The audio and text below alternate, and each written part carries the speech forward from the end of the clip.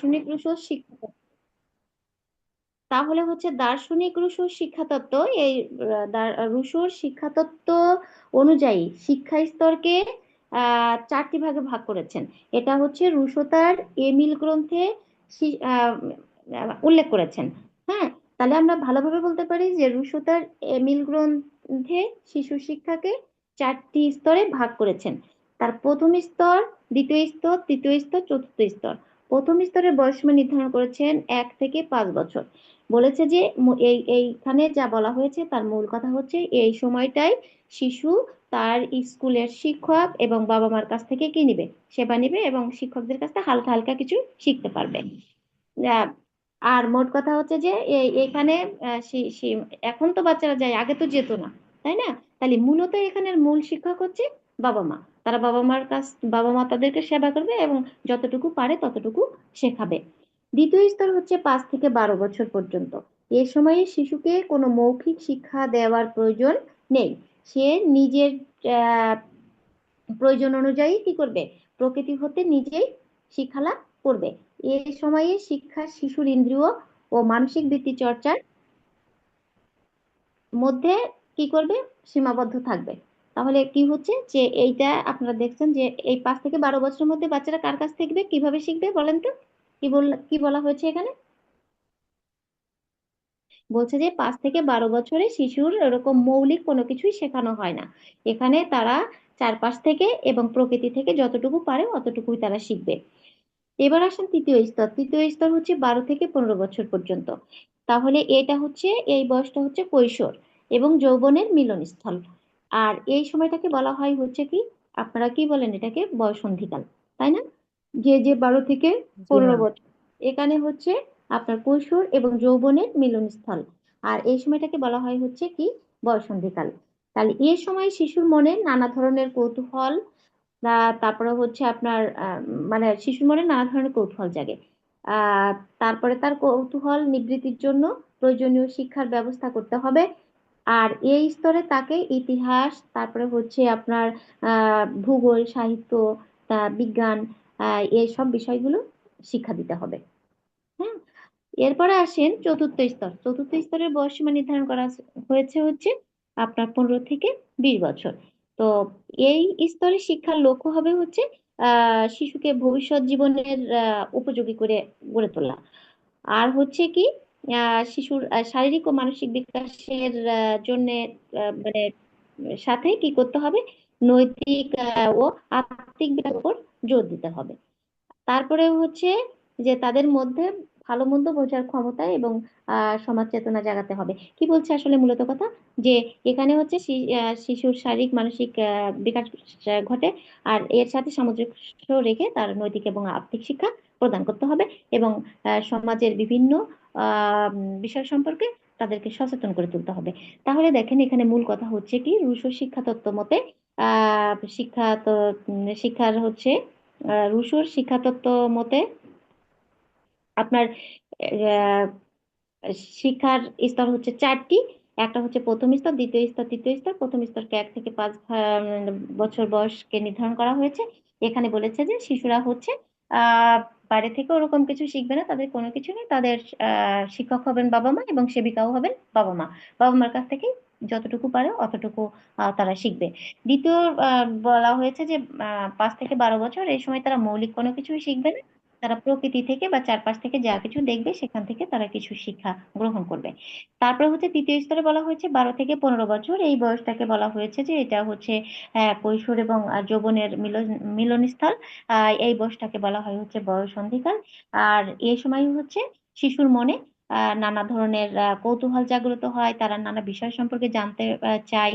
তো সেই জন্য হচ্ছে তাদের ওই বয়স অনুপাতে যে শিক্ষার প্রয়োজন সেই শিক্ষা তাদের গ্রহণ করতে হয়। মানে তাদের দিতে হয়। এই স্তরে তাকে ইতিহাস, তারপরে হচ্ছে আপনার ভূগোল, সাহিত্য, বিজ্ঞান ইত্যাদি সম্পর্কে ধারণা প্রদান করা হয়। এবার চতুর্থ স্তরে আসেন। চতুর্থ স্তরের বয়সসীমা নির্ধারণ করা হয়েছে হচ্ছে আপনার 15 থেকে 20 বছর পর্যন্ত। আর এই স্তরে শিক্ষার লক্ষ্য হবে হচ্ছে কি, শিশুর ভবিষ্যৎ জীবন কেমন হবে, তার একটা সুন্দর জীবন গঠনের জন্য তার জীবনের যা কিছু আহ, অর্জন করা প্রয়োজন, তার আত্মিক বিকাশের জন্য উম, যা প্রয়োজন, সেই ধরনের শিক্ষা তাদেরকে দিতে হবে। এবং তাদেরকে তাদের হচ্ছে আপনার শারীরিক মানসিক বিকাশ সম্পর্কে এবং সমাজ এবং সমাজ চেতনা এবং মানুষের মানে পারিপার্শ্বিক যে পরিবেশ, সেই পরিবেশ সম্পর্কে তাদেরকে সঠিক ধারণা দিয়ে তাদেরকে সঠিক মানুষ হতে সাহায্য করতে হবে। এখন আপনারা কেউ বলেন তো একজন যে রুশো শিক্ষা তত্ত্ব, যদি আপনাকে বলে যে রুশো শিক্ষা তত্ত্ব অনুযায়ী শিক্ষার স্তরগুলো আলোচনা করো বা শিক্ষার স্তরগুলো লিখো, এভাবে প্রশ্ন আসবে। একজন একটু বলেন।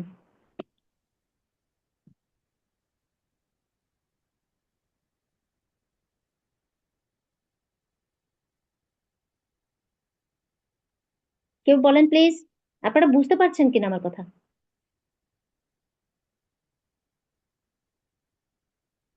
জি ম্যাম, বোঝা যাচ্ছে। এখন একটু বলেন, রুশো শিক্ষা তত্ত্ব অনুযায়ী শিক্ষার স্তরগুলো একটু বলেন।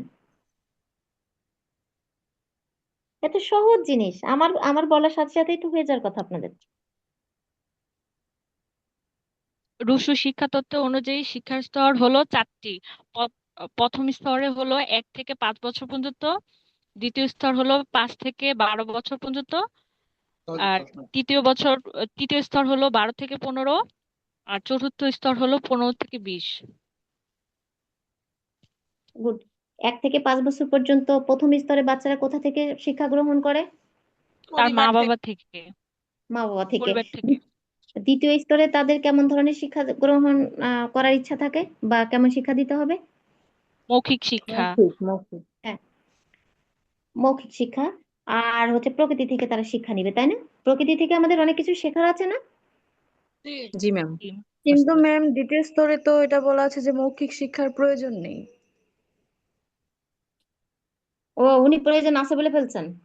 জি জি। না, এটা হচ্ছে আপনার প্রকৃতি থেকে শিক্ষা নেবে, এখানে ওরকম করে মুখে মুখে মানে কোনো কিছু শেখার কোনো প্রয়োজন নেই। উনি প্রকৃতি থেকে শিক্ষা নেবে।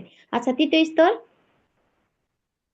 তৃতীয় স্তর হলো ম্যাম বয়ঃসন্ধিকাল। বয়সন্ধিকাল। আর চতুর্থ স্তর?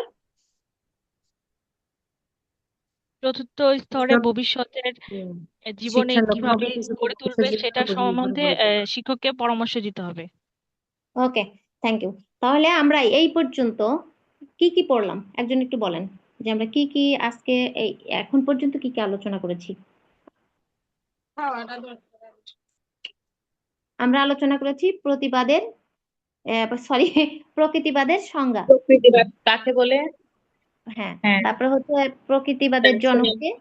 তারপরে হচ্ছে আমরা কি শিখেছি? প্রকৃতি মানে রুশোর হচ্ছে রুশো শিক্ষার শিক্ষার মূলনীতি। মূলনীতি। শিক্ষা তত্ত্বগুলো শিখেছি হ্যাঁ, এবং তারপর হচ্ছে কি কয়টি শিখেছি? স্তরে বিভক্ত করেছেন। হ্যাঁ, তাহলে রুশো শিক্ষা তত্ত্ব অনুযায়ী শিক্ষা স্তর, তাই না? আমরা 4টা কোশ্চেন শিখেছি। এখানে কোনো প্রবলেম আছে কারোর? না ম্যাম। ওকে, স্যাররা কি আছেন? স্যাররা তো কথা বলে না।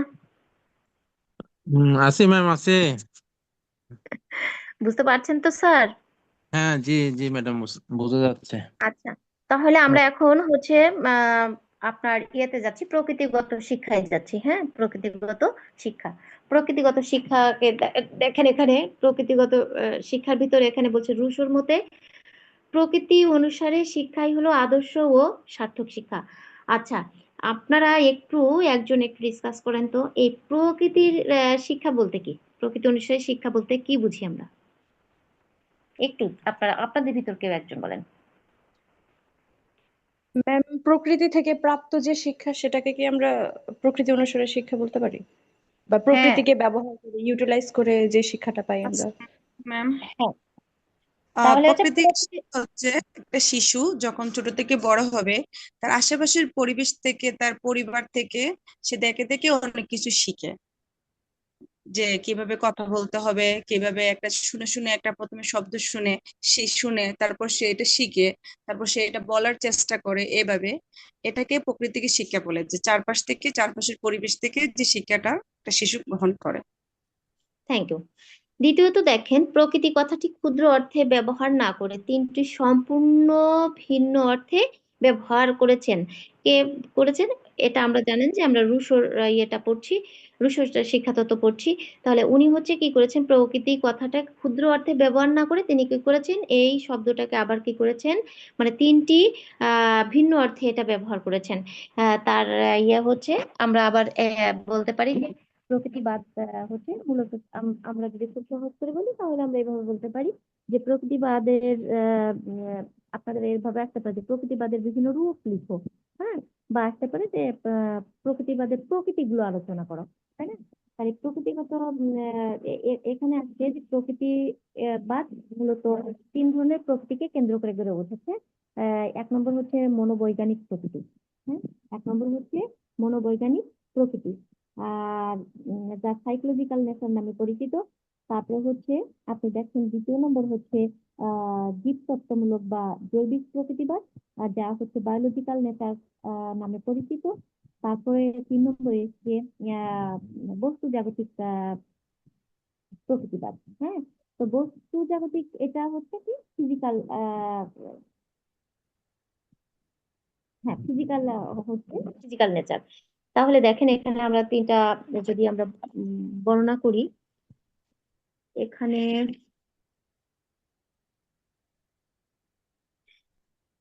এখানে দেখেন তাহলে আমরা কি বললাম যে প্রকৃতিবাদের প্রকৃতিবাদকে আমরা কি করতে পারি, প্রকৃতিবাদের হচ্ছে তিন ধরনের প্রকৃতিকে কেন্দ্র করে গড়ে উঠেছে বলে আমরা হচ্ছে তিনটা স্তরে ভাগ করে ফেললাম। আমরা খুব সহজভাবেই বলবো যে যদি আপনাদের আসে প্রকৃতিবাদের প্রকৃতি বর্ণনা করো অথবা প্রকৃতিবাদের বিভিন্ন রূপ লিখো সম্পর্কে লিখো, তাহলে আপনারা লিখবেন যে প্রকৃতিবাদকে মূলত তিন ধরনের প্রকৃতিকে কেন্দ্র করে গড়ে গড়ে উঠেছে। এক নম্বর হচ্ছে মনোবৈজ্ঞানিক প্রকৃতি, যা মানুষের আচরণ বা মনস্তত্ত্বের উপর জোর দেয়। হ্যাঁ, মানুষের আচরণ বা মনস্তত্ত্বের উপর জোর দেয়। যেমন ধরেন শিশুর আবেগ, তারপরে আগ্রহ, যোগাযোগ, বুদ্ধি, স্বভাব ইত্যাদি। আর তারপরে হচ্ছে দেখেন, আবারও বলছি যে মনোবৈজ্ঞানিক প্রকৃতি বা সাইকোলজিক্যাল নেচার, এটা হচ্ছে মানুষের আচরণ বা মনস্তত্ত্বের উপর জোর দেয়। যেমন শিশুর আবেগ, আগ্রহ, মনোযোগ, বুদ্ধি ও স্বভাব ইত্যাদি। দ্বিতীয় নম্বরে আসেন জীবতত্ত্বমূলক বা জৈবিক প্রকৃতিবাদ। তাহলে জীবতত্ত্বমূলক এটা হচ্ছে বায়োলজিক্যাল নেচার, যেটা হচ্ছে মানুষকে কেবল একটা উন্নত জৈবিক বা আপনার হচ্ছে সরি মানে জৈবিক সত্তা হিসেবে হচ্ছে গণ্য করা হয়। হ্যাঁ, কি বলছে, আবার বলছি যে জীবতত্ত্বমূলক বা জৈবিক প্রকৃতিবাদে মানুষকে কেবল একটা উন্নত জৈবিক সত্তা হিসেবে গণ্য করে। যেমন ধরেন মানে সম্প্রীতি, তারপরে সততা, মহত্ব, দয়া, স্নেহ, সুন্দর ইত্যাদি। এবার আসেন বস্তু জাগতিক ফিজিক্যাল নেচার, যেটা সেটা হচ্ছে বস্তু জাগতিক প্রকৃতি বলতে হচ্ছে আপনার প্রকৃতির মূল উপাদান সমূহ এবং তাদের অভ্যন্তরীণ বৈশিষ্ট্য স্লাইড ও চেঞ্জ হয় না। ও আচরণের সমষ্টিকে বোঝায়। কি বলছি, বস্তু জাগতিক প্রকৃতি বলতে হচ্ছে প্রকৃতির মূল উপাদান সমূহ এবং তাদের অভ্যন্তরীণ বৈশিষ্ট্য ও আচরণের সমষ্টিকে বোঝায়।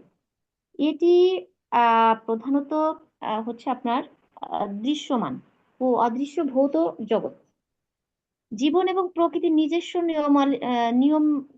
নিয়মাবলী নিয়ে এটা হচ্ছে গঠিত। যেমন ধরেন আকাশ, বাতাস, তারপরে হচ্ছে গ্রহ, তারা, সূর্য, পানি, মাটি ইত্যাদি।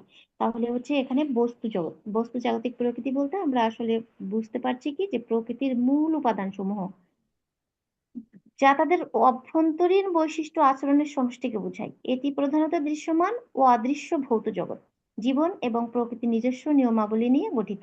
যেমন আকাশ, বাতাস, গ্রহ, তারা, সূর্য, পানি, মাটি ইত্যাদি এগুলো। আচ্ছা, আমাদের এই জগতের বাইরেও তো অনেক কিছু আছে, তাই না? আছে না? আপনাদের কি মনে হয়?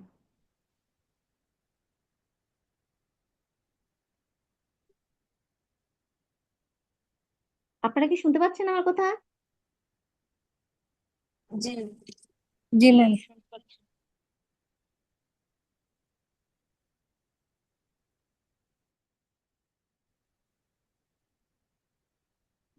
তাহলে আপনারা একটু বলেন যে আমরা প্রকৃতিবাদকে কয়টি দিক থেকে বিবেচনা করি, মানে আমরা না, মানে রুশো বিবেচনা করেছেন প্রকৃতিবাদকে মানে কয়টা কেন্দ্র থেকে বা কয়টা দিক থেকে উনি বিবেচনা করেছেন?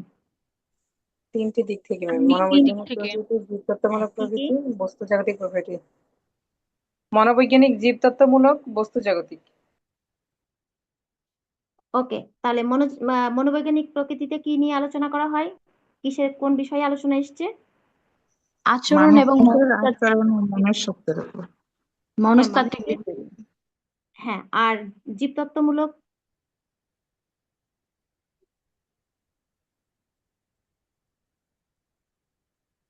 জীবতত্ত্বমূলক বুঝেন নাই?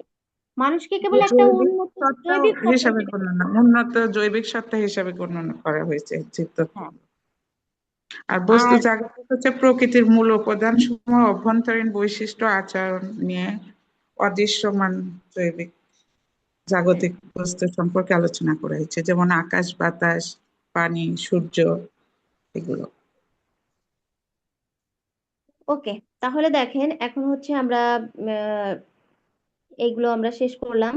আহ, এটা প্রকৃতিবাদের ধরন। আপনাদের তিন ভাবে প্রশ্ন আসতে পারে যে প্রকৃতিবাদের বিভিন্ন রূপ সম্পর্কে লিখো, অথবা আপনাদের আসতে পারে প্রকৃতিবাদের ধরন সম্পর্কে লিখো, বা প্রকৃতিবাদ কয় ধরনের। ঠিক আছে, তিনটা চলে গেল। এখন আমরা আসছি প্রকৃতিবাদের দার্শনিক ভিত্তি ও বৈশিষ্ট্য। ঠিক আছে, প্রকৃতিবাদের দার্শনিক ভিত্তি ও বৈশিষ্ট্য। এখানে হচ্ছে মৌলিক বিষয়বস্তু। এখানে আমরা তিনটা বিষয়কে আমরা নিয়েছি, মানে এখানে একটা হচ্ছে, প্রথমটা হচ্ছে মৌলিক বিষয়বস্তু, দ্বিতীয়টা হচ্ছে মানে অভিজ্ঞতা, তৃতীয় হচ্ছে শৃঙ্খল, আর চতুর্থ হচ্ছে গতি। তো মৌলিক বিষয়বস্তু বিষয় আমরা কি বলতে পারি, যে এই বিশ্বই প্রকৃতি। হ্যাঁ, এই বিশ্বই প্রকৃতি, যার বাইরে কোনো কিছুর অস্তিত্ব নেই। আবার বলছেন, এই বিশ্বই প্রকৃতি, যার বাইরে কোনো কিছু অস্তিত্ব নেই। আমরা এই সম্পর্কে একটু পরে আলোচনা করব, আগে আমরা একটু জেনে নিই। অভিজ্ঞতা, বিশ্ব প্রকৃতি হতে পর্যবেক্ষণের মাধ্যমে বাস্তব ভিত্তিক জ্ঞান আহরণ করা হয়।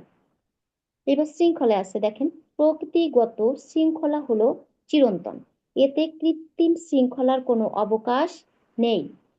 গতি, গতি দেখেন, প্রকৃতি তার নিজস্ব গতি অনুযায়ী চলছে এবং চলবে। মূল্যবোধ, প্রকৃতির প্রদত্ত বাস্তব মূল্যবোধই পরম সত্যের অন্তর্ভুক্ত। দেখেন, এখানে একটু কথা বলার আছে। মৌলিক বিষয়বস্তু, মৌলিক বিষয়বস্তু দেখেন বলছে যে এই বিশ্বই প্রকৃতি, যার বাইরে কোনো কিছুর অস্তিত্ব নেই। আপনারা স্বীকার করেন এই কথা? না ম্যাম।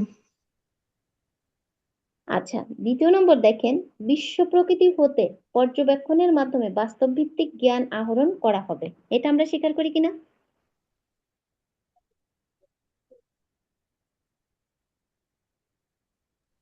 করি ম্যাডাম, করি। হ্যাঁ, এটা আমাদের স্বীকার করতে হবে। 3 নম্বর দেখেন, প্রকৃতিগত শৃঙ্খলাই হলো চিরন্তন। আমরা স্বীকার করি কিনা? আমরা বুঝি কিনা বিষয়টা? জি জি। আচ্ছা, এখানে দেখেন একটু কথা বলি। এই যে বিশ্বটা আল্লাহ সৃষ্টি করেছেন, এই বিশ্ব মাঝে যা কিছু আছে সবকিছু কি আল্লাহর সৃষ্টি না? তার বাইরে কি কিছুই আছে? আমরা দেখেন যতই চিন্তা করি, মানুষ যদি গবেষণা করে, আল্লাহকে নিয়ে ভাবে, আল্লাহর সৃষ্টি, আল্লাহকে নিয়ে না ভাবে, মানে আল্লাহর সৃষ্টি নিয়ে যদি ভাবে, যত দূরে চোখ যায় তত দূরেই উনি দেখতে পাবে যে আসলে আল্লাহর কি নিয়ামত, আল্লাহর কি রহমত, আল্লাহর কি মানে আল্লাহর সৃষ্টির কি সৌন্দর্য। আমি তো মাঝে মাঝে ধরেন আমার জানালা থেকে দেখা যায়, মানে আকাশ, বড় বড় গাছ। আমি আমি মাঝে মাঝেই খেয়াল করি, বিশ্বাস করেন, আমি সেদিন একটু বাতাস হচ্ছিল, আমি দেখছিলাম যে বাঁশগুলো না কেমন নুয়ে যাচ্ছে, আবার উঠে আসছে, মানে মনে হচ্ছিল ভেঙে পড়ে যাবে আর দাঁড়াতে পারবে না। তখন আমি চিন্তা কি করলাম জানেন? আমি চিন্তা করলাম মানুষের জীবন ঠিক এরকম। হ্যাঁ, মানুষের জীবন ঠিক এরকম। কোনো কোনো ঘটনা ঘটে, কোনো কোনো সমস্যা আসে এমন ভাবে যে মনে হচ্ছে যে আর যেন আর আর দাঁড়ানো যাবে না, মানে সোজা হয়ে আর দাঁড়াতে পারবো না, কিন্তু আবার ঠিকই কি হচ্ছে, আবার ঠিকই আমরা উঠে আছি, আবার আমি ঠিক হয়ে যাচ্ছি। তো এই আপনারা যদি প্রকৃতির দিকে তাকান, দেখবেন যে বিকালে যখন আপনারা একটু সন্ধ্যার আগে যদি মেঘের দিকে তাকান, আকাশের দিকে তাকান, দেখবেন সেখানে অনেক কিছু দেখার আছে। আপনারা কি আমাকে শুনতে পাচ্ছেন? জি ম্যাডাম। জি, শুনতে জি পাচ্ছি। ম্যাডাম, আচ্ছা, আমরা একটু অন্যদিকে আর কি চলে গেছিলাম। যাই হোক, আমি যেটা বলতে চাচ্ছিলাম যে পৃথিবীতে সত্যিই একমাত্র আল্লাহ সত্য। দেখেন আমরা উম, যদি এই পৃথিবীর মানুষ এখন সব মারা যায়, তারপরেও প্রকৃতির নিয়মে চলবে। দেখেন এই যে সাগর নদী, এখানে কেউ থাকেও না, কোনো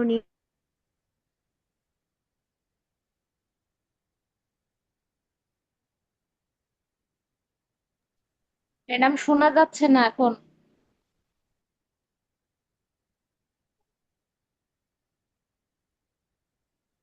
ম্যাম কথাই বলছেন না, সেই জন্য শোনা যাচ্ছে না।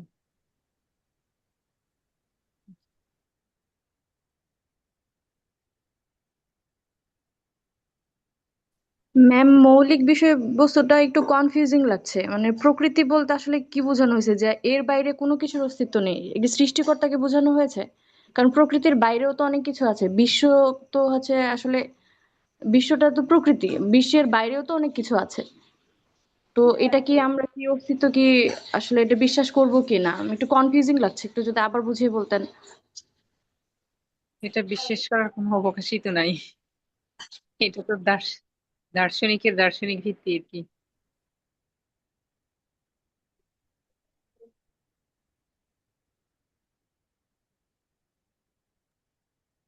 ম্যাম কি ডিসকানেক্ট হয়ে যাচ্ছেন নাকি?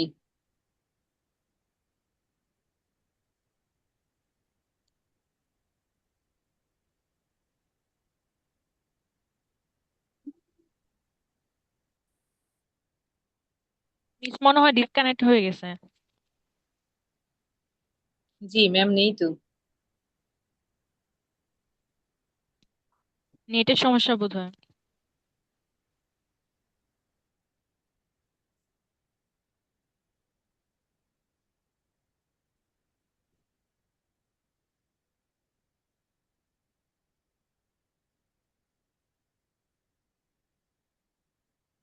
আচ্ছা, শেষের পয়েন্টটা মূল্যবোধ, এই পয়েন্টটা কেউ বুঝতে পারলে একটু বুঝিয়ে দেন তো।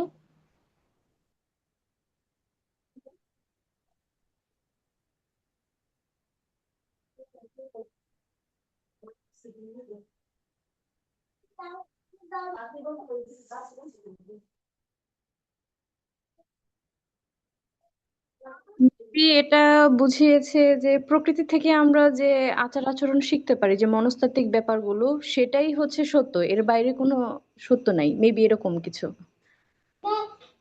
না, এটা বলা হচ্ছে এটা সত্যের অন্তর্ভুক্ত আর কি। এর বাইরে সত্য না এটা বলা হয়নি, বলছে এটা সত্যের ও অন্তর্ভুক্ত। ও আচ্ছা, সরি, অন্তর্ভুক্ত এটাই হতে পারে, যে প্রকৃতি প্রদত্ত, জি। প্রকৃতি থেকে যে আমরা আচরণ বা যে মূল্যবোধ মনস্তাত্ত্বিক মানে হচ্ছে অভিজ্ঞতা। যে বৈশিষ্ট্য, অভিজ্ঞতা সেটা হচ্ছে আমরা প্রকৃতি থেকে মূল্যবোধ যে যেসব বৈশিষ্ট্য, অভিজ্ঞতাগুলো পেয়ে থাকি। এটাই হচ্ছে আসলে সত্যের অন্তর্ভুক্ত। মূল্যবোধ অভিজ্ঞতা না, মূল্যবোধ হচ্ছে আচরণ এবং মনস্তাত্ত্বিক বিষয়। আচরণ, হ্যাঁ, ওগুলার অর্জিত যে অভিজ্ঞতা, ওগুলার মাধ্যমে আমরা যা অর্জন করি।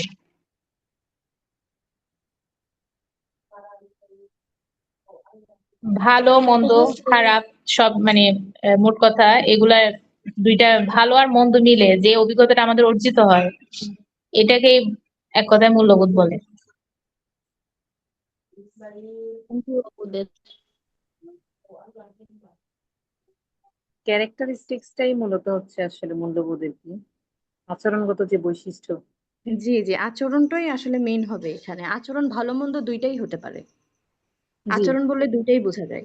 জি জি, ভালো আর এখানে মন্দ ওই যে মিলিয়ে এটা মূল্যবোধ প্রকৃতির যে অর্জনটা বাস্তব যে বুঝাচ্ছে। বৈশিষ্ট্যগুলো সেটা হচ্ছে সত্যের অন্তর্ভুক্ত, এটাই বলা হয়েছে আর কি।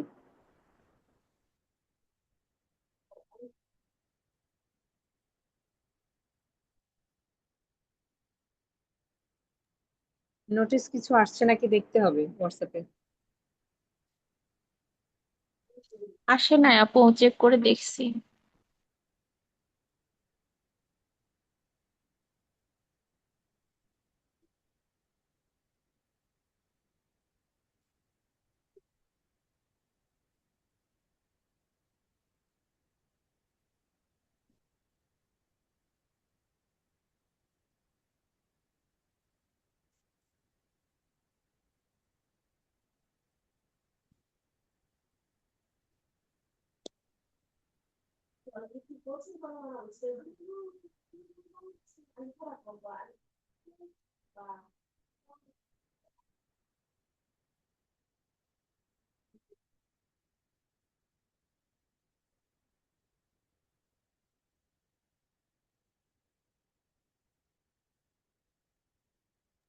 আচ্ছা, আমি একটু আউট অফ কনটেক্সট কথা বলছি। হ্যাঁ, অ্যাসাইনমেন্টের ব্যাপারে কেউ কি জানেন কিছু? আমি আসলে তো ডিসকানেক্টেড ছিলাম কয়েকদিন। কেউ কি জানেন এটা আসলে হাতে লিখে দিতে হবে নাকি কম্পোজ করে, কোনটা ভালো হবে? মানে কোনটা একসেপ্ট করবে, এটা কি কেউ জানেন? জি, আপনি হাতে যেভাবে লিখেও হবে, আপনার হাতে লেখেও টাইপ কম্পিউটার। করলেও হবে, যার যেটা সুবিধা। ওই যে কয়েকটা দেখলাম গ্রুপে, দেখলাম যে কয়েকটা ওই যে শিখন পুঁথির কয়েকটা টপিক দেওয়া হয়েছে, এটার উপরেই নাকি আরো কিছু অ্যাড করতে হবে? আর কিছু না, না, এটাই। যা দেওয়া আছে তার উপরেই লিখে নেবেন। আচ্ছা, আচ্ছা, আমি ঠিক আছে। একটু কথা বলি। আসসালামু আলাইকুম। আমি যদিও অন্য জি আইডি দিয়ে ম্যাম, ঢুকছি। কেমন আছেন ম্যাম? আছি আলহামদুলিল্লাহ। আচ্ছা, আমি একটু বলি যে অ্যাসাইনমেন্টটা রশিদা স্যারের হলো শিখন ও শিখন যাচাই। হ্যাঁ, জি, এটা আগামী 6 তারিখে আপনাদের জমা দিতে হবে। এর ভিতরে অবশ্যই আরো অনেক অ্যাসাইনমেন্ট আপনারা পেয়ে যাবেন ঈদের ছুটির ভিতরে। তো এটা লিখতে হয় হলো হাতে। 1 নম্বর শর্ত হলে হাতে লিখতে হবে। ম্যাম স্যার তো বললো যে আপনারা কম্পিউটারে লিখতে পারেন টাইপ করে, ওটাও হবে। সাধারণত স্যার সবসময় তো টাইপ করা অ্যাসাইনমেন্ট নেয় না, কারণ এই যে টাইপ করলে সবাই এটাকে করে পরীক্ষা তো, সেটা হাতে লিখাই তো ভালো। কপি করে নেয়, তো এই জন্য স্যার তো এটাকে অ্যালাউ করে না কখনো। তো না, স্যার আমাকে বলছিল ওই দিন ক্লাসে ম্যাম। হ্যাঁ হ্যাঁ, আমাদেরকেও বলা হয়েছিল যে ক্লাসে যার যদি সমস্যা হয় তাহলে আপনি টাইপ করে নিয়ে আসতে তবে পারেন। আমি যতটুকু জানি অ্যাসাইনমেন্ট সবসময় হাতেই করতে হয়, যেহেতু এটা রিসার্চ পেপার না বা আর্টিকেল না, সেজন্য এটাকে মানে টাইপ করে না। ঠিক আছে, ম্যাম অ্যাসাইনমেন্ট আজকের হাতে। ক্লাস কি এখানে শেষ? সরি, বলছিলাম আজকের ক্লাস কি এখানে শেষ ম্যাম? না, ক্লাস শেষ না। ম্যাডামের মোবাইল থেকে ডিসকানেক্ট হয়ে গেছে, উনি চেষ্টা করতেছেন, উনি ঢুকলে আমি চলে যাব আর কি। তো জি অ্যাসাইনমেন্টটা আপনাদের এভাবে দিতে হবে যে আপনারা হাতে লিখবেন, একটা কভার পেজ থাকবে। ঠিক আছে, কভার পেজ সাধারণত যে নিয়ম অনুযায়ী দেওয়া হয় আপনারা অনার্সে দিয়েছেন ওইভাবে দিবেন। এরপরে থাকবে আপনাদের সূচিপত্র। সূচিপত্রের কোন পৃষ্ঠায় আপনি কোন বিষয়বস্তু নিয়ে লিখতেছেন সেটা। এরপরে আপনি লেখা শুরু করবেন এবং প্রত্যেকটা পেজে চারিদিকে মার্জিন থাকবে অ্যাসাইনমেন্টের। ঠিক আছে, তো ম্যাম, মার্জিন ঠিক। কভার কি হার্ড কপি হবে? হার্ড মানে কোনো ওই যে যেটা আমরা বাইন্ডিং করি ওই টাইপের, নাকি যেটা অফসেট এ4 পেপারের হবে? এটা ওয়েবসাইটে দিলেও হয়, আপনি আপনার মতো ডিজাইন হাতে করতে পারেন অথবা কম্পিউটারে করে বের করে নিতে পারেন। তারপরে আর হলো ম্যাম এটা কি বাইন্ডিং করতে হবে খাতাটা, মানে বাইন্ডিং করে দেবো? হ্যাঁ, এটা তো স্পাইরাল করতে হবে অথবা বাইন্ডিং করতে হবে, আপনার যেভাবে সুবিধা হয়। অ্যাসাইনমেন্টের ওই যে চিপসের জি আর কি, বুঝছেন? জি ম্যাম, বুঝছেন। ধন্যবাদ। প্রেজেন্টেশন খুব বড় জিনিস ওরকম। তো এরকম দিতে থাকেন, এটা লেখা শেষ করে ফেলেন তাড়াতাড়ি। আগামী সপ্তাহে হয়তো আরো 2টা অ্যাসাইনমেন্ট চলে যাবে বা 3টা। ম্যাম, ফ্রাইডেতে দিলে হয় নর্মালি না? তো আমরা আমরা আহ, না, আগে আপনাদের যেভাবে অ্যাসাইনমেন্ট করেছি যেমন সেটা কি ম্যাম, ক্লাস ওই যে ফাইল আপনাদের যেটা দিয়ে দিতাম পাঞ্চ করে, থাকে না। ওরকম করে হবে না? জি, পাতলা যে ফাইলগুলো আছে পাঞ্চ করে ফাইলে ঢুকিয়ে ওটা দিলে না হবে না স্মার্ট কলমে? হয় না, ওটা খুবই টাইপের হয়। আসসালামু আলাইকুম ম্যাডামরা। আপা জি আসছেন? আসসালাম। হ্যাঁ, আমরা একটু চাঁদ ম্যাডামের সাথে পরে কথা বলি। আমার ফোনে একটু প্রবলেম হয়েছিল, মনে হয় হঠাৎ করে বন্ধ হয়ে গেছিল। জি ম্যাম। আমরা কোন পর্যন্ত ছিলাম যেন? আমি হচ্ছে মনে হয় পরের স্লাইডে যাব। এটা পড়া হয়ে মূল্যবোধটা গেছে বলা না আমাদের? হয়নি ম্যাম, হ্যাঁ, গতি পর্যন্ত বলেছিলেন, মূল্যবোধটা বলা হয়নি।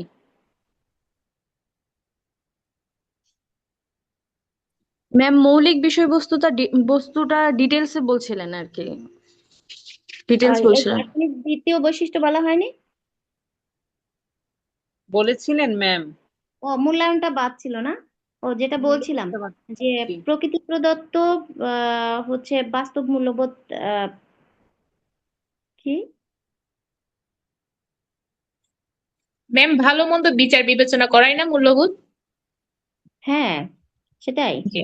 এখানে হচ্ছে তাহলে প্রকৃতিবাদের দার্শনিক ভিত্তি ও বৈশিষ্ট্য আমি ছেড়ে গেলাম। হ্যাঁ, অন্য পৃষ্ঠায় চলে গেলাম। আমরা এরপরে কি আছে আমাদের টপিকস?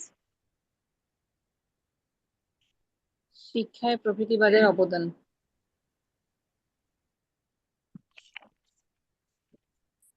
আচ্ছা, শিক্ষার প্রকৃতিবাদের অবদান দেখেন, এখানে আবারও আমার জুম চলে গেছে, আমার ফোন কিনতে হবে একটা। আপনারা কি আমাকে শুনতে পাচ্ছেন? জি ম্যাম। জি ম্যাম। আচ্ছা, এখন দেখেন শিক্ষায় প্রকৃতিবাদের অবদান। হ্যাঁ, তো এখানে শিক্ষায় প্রকৃতিবাদ আহ হলো এমন একটি মতবাদ যা শিশুকে হচ্ছে প্রকৃতির সান্নিধ্যে রেখে স্বাধীনভাবে ও প্রাকৃতিক নিয়মে তার আত্মিক বিকাশের সুযোগ করে দেয়। হ্যাঁ, অর্থাৎ প্রাকৃতিক নিয়মে বিকাশের তার তার যে মানসিক বিকাশ, সেই মানসিক বিকাশের সুযোগ করে দেয়। এটি প্রচলিত যান্ত্রিক শিক্ষা ব্যবস্থা বর্জন করে শিশুর আত্মপ্রকাশ, খেলা এবং ব্যক্তিগত অভিজ্ঞতার মাধ্যমে শেখার উপর জোর দিয়েছে।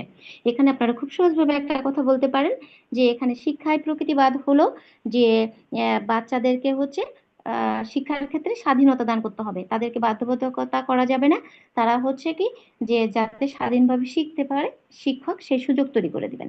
হ্যাঁ, আর হচ্ছে যে প্রচলিত এখন বর্তমানে যে যান্ত্রিক শিক্ষা ব্যবস্থা আছে, এটা বর্জন করে শিশুরা কিভাবে তার আত্মিক বিকাশ ঘটাতে পারে এবং আত্মপ্রকাশ করতে পারে, কোনো কিছু শিখে সেটা নিজের নিজের কাজে লাগাতে পারে, আহ, খেলার মাধ্যমে শিক্ষা দেওয়া বা অভিজ্ঞতার মাধ্যমে শিক্ষা দেওয়া, এর উপর জোর দিতে হবে। বুঝতে পেরেছেন আপনারা এটা শিক্ষায় প্রকৃতিবাদ? প্রবলেম আছে কারো? শিক্ষায় প্রকৃতিবাদ পারেননি, বুঝেননি এমন কেউ আছেন কি?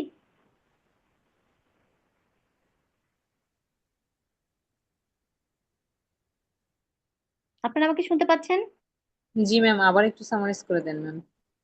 বলেছি যে শিক্ষায় প্রকৃতিবাদ হচ্ছে এমন একটা শিক্ষা যে শিক্ষায় শিশুদের বাধ্যবাধকতা করা যাবে না, তাদের এমন সুযোগ সৃষ্টি করে দিতে হবে যেন তারা স্বাধীনভাবে নানা পরিবেশ থেকে নানাভাবে খেলার ছলে তারা শিক্ষা গ্রহণ করতে পারে। বুঝতে পেরেছেন যে তারা জি ম্যাম। হচ্ছে কি করবে, তারা মানে নানা পরিবেশ এবং চারপাশের প্রকৃতি এবং খেলাধুলার মাধ্যমে তারা কি করবে, শিক্ষা অর্জন করবে এবং ব্যক্তিগতভাবে যে শিক্ষার মাধ্যমে ব্যক্তিগত শিক্ষার মাধ্যমে যে অভিজ্ঞতা অর্জন করবে, ব্যক্তিগত অভিজ্ঞতার মাধ্যমে তার জীবনের যে প্রসার ঘটাতে পারবে, সেই শিক্ষার উপর জোর দিতে হবে।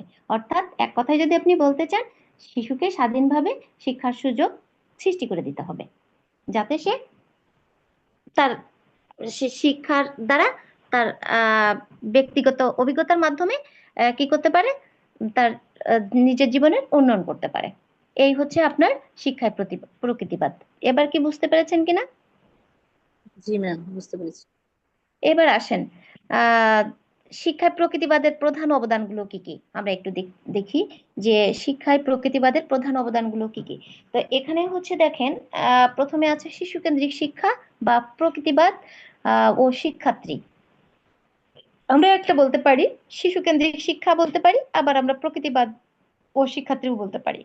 তো এখানে আসলে মূলত কি বলা হয়েছে, প্রকৃতিবাদ শিক্ষাকে বই কেন্দ্রিক বা শিক্ষক কেন্দ্রিক না করে শিশু বা শিক্ষার্থী কেন্দ্রিক করেছে, যেখানে শিক্ষার্থীর আগ্রহ সামর্থ্যই হচ্ছে মূল কথা।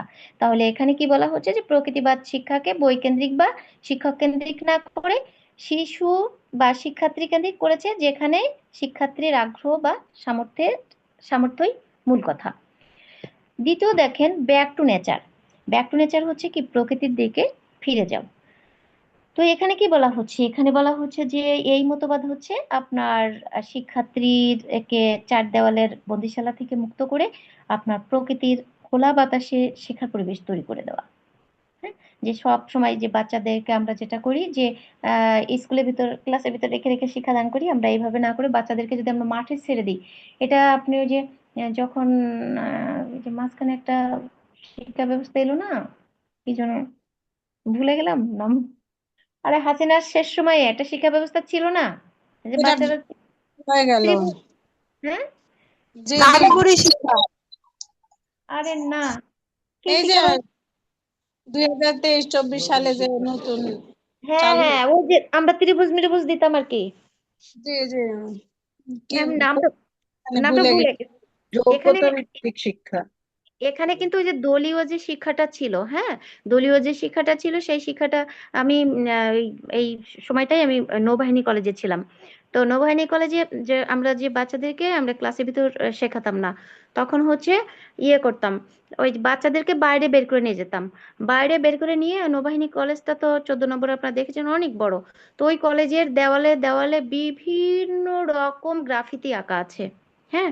তো সেইগুলো তাদেরকে দেখানো হতো, তাদেরকে দেখানো হতো পুরা ক্যাম্পাসটা, ধরেন এক একটা সাইড তাদেরকে ঘুরিয়ে দেখা হতো, একটা দল উত্তরে গেল একটা দল দক্ষিণে গেল, এইভাবে ঘুরিয়ে তারপরে তাদেরকে দলকে নিয়ে আসা হতো।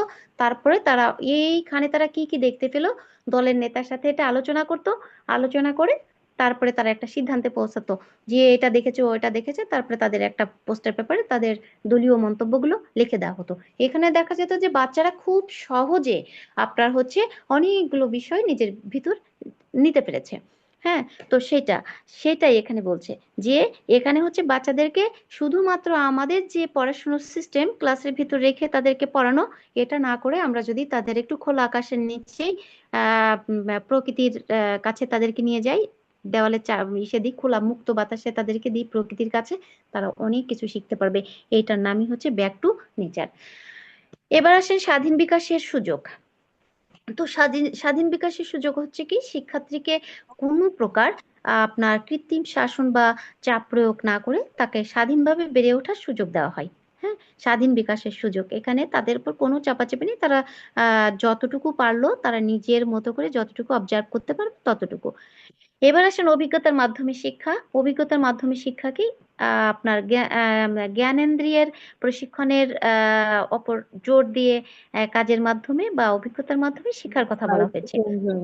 এখানে বলা হচ্ছে যে আপনার যে আহ, উম, আহ, এখানে কিভাবে আপনাদেরকে বলবো, মানে কোনো কিছু প্র্যাকটিক্যালি না করে দেখে শুনে যে মানুষ যে অভিজ্ঞতা অর্জন করে সেই অভিজ্ঞতার ভিত্তিতে আর একটা কাজ করার সময় তার যে অভিজ্ঞতাটা ওই কাজে প্রয়োগ করে নিজের সফলতা আনে, সেটার কথা এখানে বলা হচ্ছে। যে জ্ঞানেন্দ্রের প্রশিক্ষণের ওপর জোর দিয়ে কাজের মাধ্যমে বা অভিজ্ঞতার মাধ্যমে শিক্ষার কথা বলা হয়েছে, হচ্ছে অভিজ্ঞতার মাধ্যমে শিক্ষা এই বিষয়টাতে। এবার আসেন পদ্ধতি ও পাঠ্যক্রম। পদ্ধতি ও পাঠ্যক্রম এটা হচ্ছে আপনার প্রকৃতিবাদ, খেলাধুলা, ভ্রমণ এবং বাস্তব পর্যবেক্ষণের মধ্যে শিখন পদ্ধতির কথা বলে, যা আনন্দদায়ক শিক্ষা নিশ্চিত করে।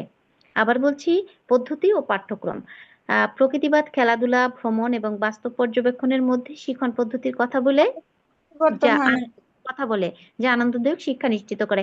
এখানে আসলে কি বলা হচ্ছে, আমরা যে বিভিন্ন পদ্ধতি, আপনারা কি কি পদ্ধতি শিখেছেন যেন, অনেকগুলো না, মাইন্ড ম্যাপিং, তারপরে পোস্ট বক্স, তারপরে হচ্ছে অনেকগুলো দলীয় কাজ, একক কাজ, অনেকগুলো পদ্ধতি আপনারা শিখেছেন। সেই পদ্ধতিগুলো বলছে যে এমন কোনো পদ্ধতি অবলম্বন করে শিক্ষার্থীদেরকে শিক্ষাদান করা যাতে হচ্ছে শিক্ষার্থীরা আনন্দের সাথে খুব সহজে শিখে যেতে পারে। আচ্ছা, এবার আসি প্রকৃতিবাদ ও শিক্ষক। প্রকৃতিবাদ ও শিক্ষক কি, শিক্ষক হবেন হচ্ছে একজন গাইড বা পর্যবেক্ষক, হ্যাঁ। শিক্ষক শিক্ষার্থীদেরকে আপনার মনস্তাত্ত্বিক প্রকৃতিতে পরিচালিত করবেন। শিক্ষক প্রকৃতি কেন্দ্রিক নির্মল আনন্দ সৃষ্টি করবেন। শিক্ষক ম্যাম শিশুর, কোথায় যে পড়াচ্ছেন কিছুই বুঝতেছি না, শুধু শুনতেছি। কেন আপনারা এই যে পড়াচ্ছি হচ্ছে শিক্ষায় স্লাইডটা আপনার প্রকৃতিবাদের কথার অবদান, সাথে মিলছে না ম্যাম। শিক্ষায় প্রকৃতিবাদের অবদান। মানে ওই যে স্লাইডটা যথারীতি আসতেছে না, তো এই জন্যই বলছি।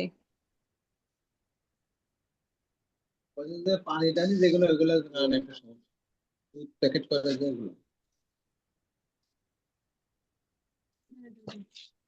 এই যে আপনারা স্ক্রিনে যেটা আছে এর পরের অপশনটাই চলে যান, মূল অবদানে চলে যান, শিক্ষায় প্রকৃতিবাদের প্রধান অবদানগুলো এখানে চলে যান।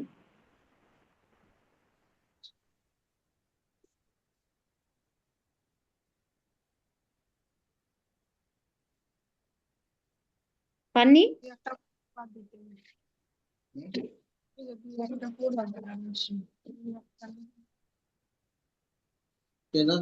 ম্যাডাম স্লাইডে আছে শিক্ষাদান পদ্ধতি ও শিক্ষকের ভূমিকা, এরপরে হ্যাঁ, এটাই তো পড়াচ্ছি। মানে ও শিক্ষাদান পদ্ধতি শিক্ষকের ভূমিকা এটাই জি জি জি। পড়াচ্ছি। হ্যাঁ, এখানে হচ্ছে যে আপনাদের হচ্ছে যেটা আমি বলেছি যে শিক্ষক ওই এখানের মূল কথাটা আপনাকে বলছি যে শিক্ষক হবেন হচ্ছে এমন একজন গাইড বা পর্যবেক্ষক যিনি হচ্ছে শিক্ষার্থীদেরকে মনস্তাত্ত্বিক পদ্ধতিতে পরিচালিত করবেন। হ্যাঁ, শিক্ষক হচ্ছে কি করবে, প্রকৃতি কেন্দ্রিক নির্মল আনন্দ সৃষ্টি করে শিশুদের স্বাভাবিক বিকাশের প্রক্রিয়াকে সহায়তা করবেন এবং তাদের সুযোগ সৃষ্টি করে দিবেন এবং আনন্দের পরিবেশ সৃষ্টি করে দিবেন।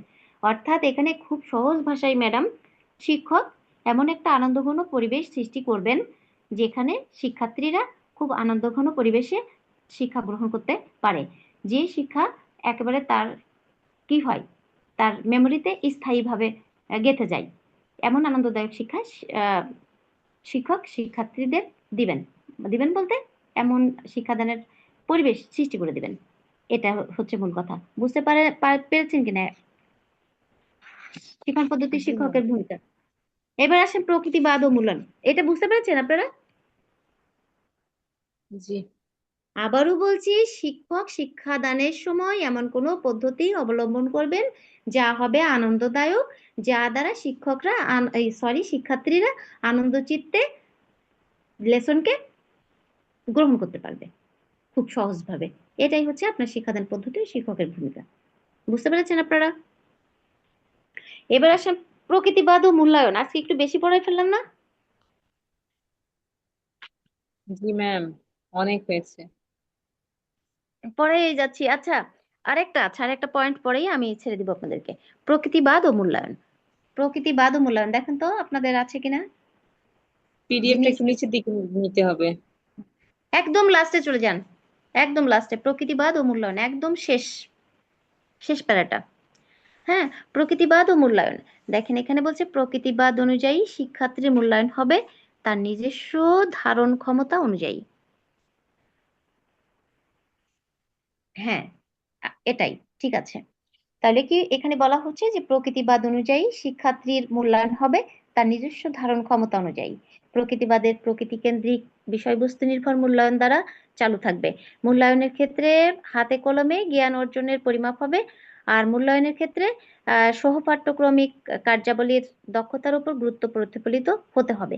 এখানে আসলে কি বলছে মূল কথা দেখেন, বলছে প্রকৃতিবাদ অনুযায়ী শিক্ষার্থীর মূল্যায়ন হবে তার নিজস্ব ধারণ ক্ষমতা অনুযায়ী। এই কথাটাই হচ্ছে এখানে মূল কথা, যে তার নিজে যতটুকু ধারণ করতে পেরেছে সেই ধারণ ক্ষমতা অনুযায়ী তার মূল্যায়ন করতে হবে।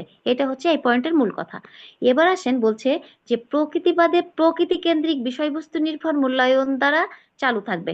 বলছি প্রকৃতি থেকে বা চারপাশ থেকে যা কিছু অভিজ্ঞতা অর্জন করেছে তার উপরই আপনাকে তার মূল্যায়ন প্রক্রিয়া চালু রাখতে হবে। মূল্যায়নের ক্ষেত্রে হাতে কলমে জ্ঞান অর্জনের পরিমাপ করতে হবে, আর মূল্যায়নের ক্ষেত্রে সহপাঠ্যক্রমিক কার্যাবলীর দক্ষতার উপর গুরুত্ব প্রতিফলিত হতে হবে। এখন আমরা কি কি প্রশ্ন পড়লাম আমি একবার আজকে একটু বলে দিই আপনাদের। আমরা পড়েছি হচ্ছে প্রকৃতিবাদের সংজ্ঞা, তারপরে হচ্ছে প্রকৃতিবাদের জনককে, তারপর আমরা পড়েছি রুশোর মতে শিক্ষার মূলনীতিগুলো কি, তারপরে আমরা পড়েছি যে রুশো এই শিক্ষা পদ্ধতিকে কয়টি স্তরে ভাগ করেছেন, তারপরে আমরা পড়েছি যে রুশোর মতে শিক্ষাতত্ত্বের যে প্রকৃতিবাদের যে বৈশিষ্ট্যগুলো আছে সেই বৈশিষ্ট্যগুলো আমরা পড়েছি। তারপরে আমরা পড়েছি আসল প্রকৃতিবাদকে কয়টি রূপে ভাগ করা যায়। তারপর আমরা পড়েছি হচ্ছে আপনার কি জন্য পড়েছি, আর লাস্টে আমরা পড়েছি যে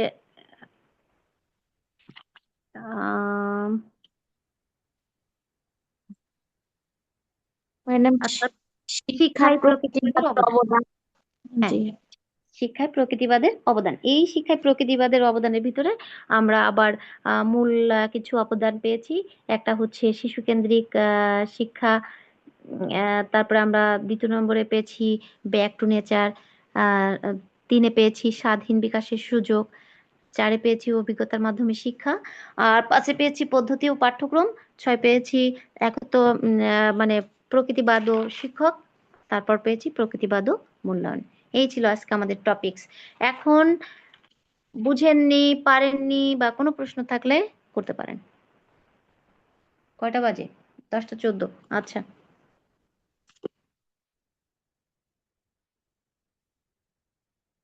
কার কোনো প্রশ্ন আছে?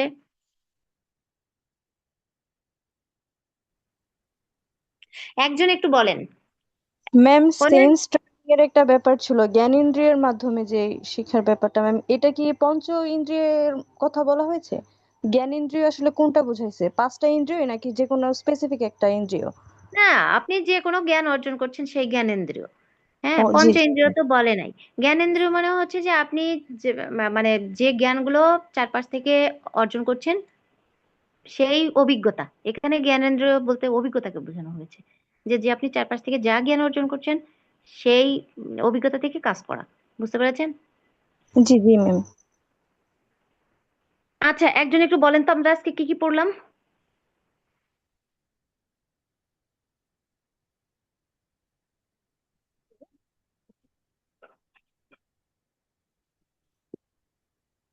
ম্যাম ম্যাডাম বলেন। প্রকৃতিবাদের সংজ্ঞা, প্রকৃতিবাদের জনক, তারপরে রুশো শিক্ষার মূলনীতি, শিক্ষার রুশো শিক্ষার স্তর, দেন হচ্ছে প্রকৃত, তারপরে প্রকৃতিবাদের দার্শনিক ভিত্তি, শিক্ষায় প্রকৃতিবাদের অবদান, তারপরে প্রকৃতবাদ ও মূল্যায়ন। প্রকৃতি। প্রকৃতিবাদ ও মূল্যায়ন। ওকে, সবাই পারবেন? একটা স্যারকে একটা কথা বলি, স্যার শিক্ষার মূলনীতিগুলো বলেন, রুশোর শিক্ষার মূলনীতিগুলো একটু বলেন তো, কোন একজন স্যার?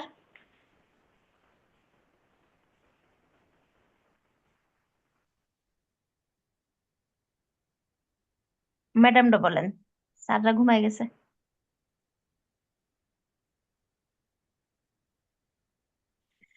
আচ্ছা, যদি আপনাদের কোনো প্রশ্ন না থাকে আর, তাহলে আজকের মতো ক্লাস শেষ করে দিই নাকি?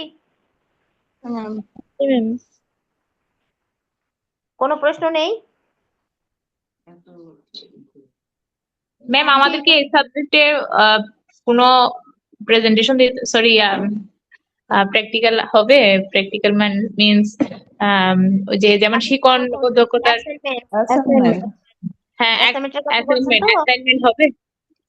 আচ্ছা, আমরা তো মাধ্যমিক শিক্ষা চার্যক্রম পড়ান, আমিও পড়াই, ওনার সাথে কথা বলে উনি জি আপনাদেরকে জানিয়ে দেবে। আমি ওনার সাথে কথা বলবো, বলার পরে আহ, উনি আপনাদেরকে জানিয়ে দিবেন। হ্যাঁ, জি অ্যাসাইনমেন্ট ম্যাম। তো দিচ্ছ না সাবজেক্টে না? জি অ্যাসাইনমেন্ট অন্য সাবজেক্টে দিয়েছে? জি ম্যাম, শিকন ও শিকন দক্ষতা যাচ্ছে দিয়েছে, 14 তারিখ জমা দেওয়ার লাস্ট ডেট দিলেন। ও আচ্ছা, ঠিক আছে, আমি একটু চাঁদ ম্যাডামের সাথে কালকে কথা বলে উনি আপনাদেরকে জানিয়ে দিবেন যে এইখান থেকে অ্যাসাইনমেন্ট দিবেন কি দিবেন না। ঠিক আছে? ওকে মিস, ঠিক আছে। ওকে, আপনারা ভালো থাকবেন। দোয়া করবেন মিস। আসসালামু আলাইকুম রহমতুল্লাহ। আপনারা আমার জন্য দোয়া করবেন। আল্লাহ হাফেজ। আল্লাহ হাফেজ। জি